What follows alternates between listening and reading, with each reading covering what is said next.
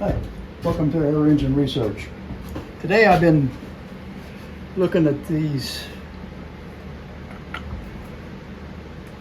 valve pushers, and I just don't like that at all.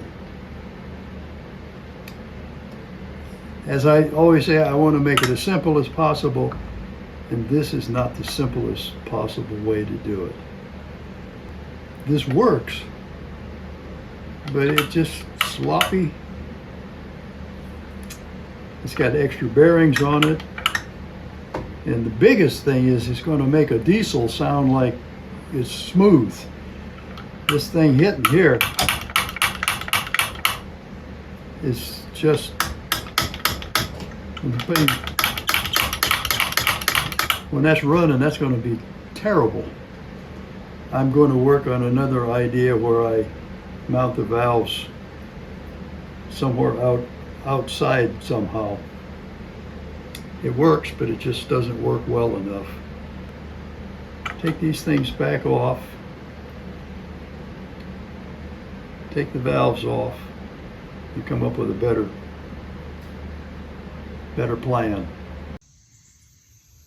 But naturally, I got it out, and looked like a mud dauber had a good time in there too. So I cleaned that out. And now I'll take it back into the shop and put that back together. All right, I've got one cylinder put together with the valves and everything. And I'm gonna have to see what it does when I turn it on. I just put the seal in the cylinder, and you see what it does. Okay, the air is on.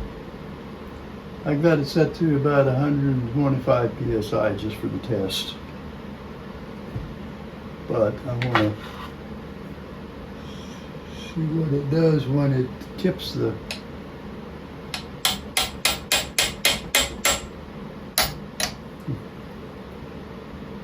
I guess it's got air pressure against that ball now.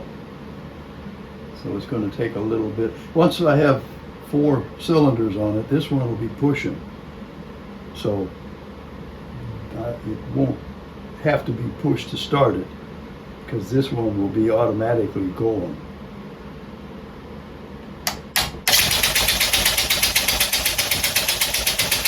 But evidently it runs with 1 cylinder. It's good. I hope the vibration will be down when I get the other 3 cylinders on it, which I think it will. Otherwise, I'm going to have to see about balancing either this end or this end, but probably this end. Well, I guess after I decided that I didn't want to mess with that other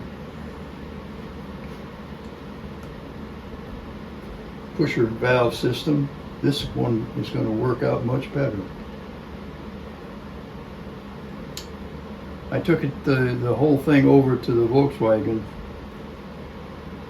I was kind of concerned that since I'm making it this much bigger with these extensions and the valves, that it might not fit in my Volkswagen, but luckily it went right in, no problem. And I've got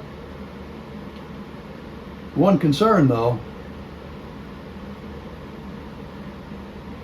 There may have to be something that I do with turning the valves this way and this way, because when it's in the car, this end, there'll be another one over here, and these 2 ends are only about 3.5 inches from the floor. So that's not too desirable. So maybe turning the valves in would give me more clearance. Yeah, I'll have to work on that. But for today I just wanted to do a short video to show you what I did.